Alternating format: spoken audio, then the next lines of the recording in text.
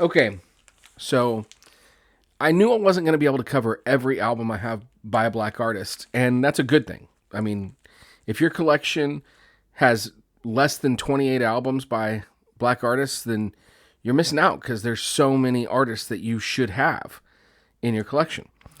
So when I was trying to decide who I wanted to be the last week, I knew I had to pick someone whose music really brought me a sense of joy, a sense of peace, something that's richer. Now, I only own one album by this artist, and people have different opinions about greatest hits albums.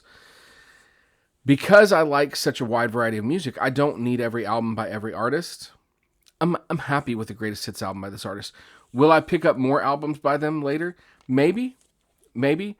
But I do think that the album I've got has a lot of the stuff that I love, and that's good enough for me. But this artist, it's absolutely clear that he's a legend. Um, he does have a connection to ska, which I can appreciate as someone who, a lot of this channel is about punk and ska.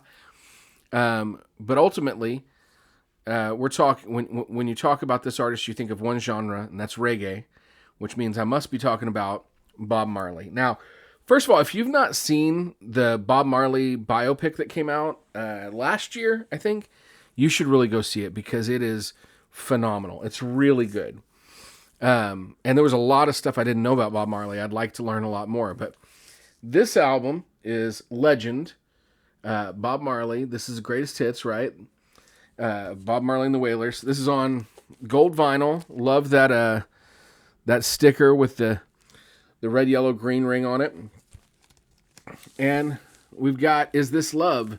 No Woman, No Cry. Could You Be Loved? Three Little Birds. Buffalo Soldier. Get Up, Stand Up. Stir It Up.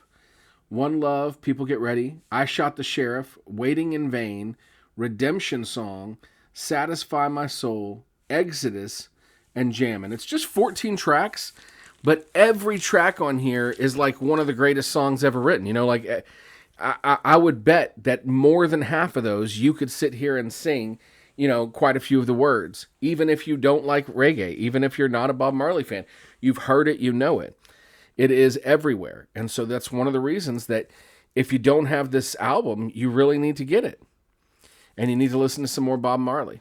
So that's why my last album of Black History Month Spotlight is Bob Marley.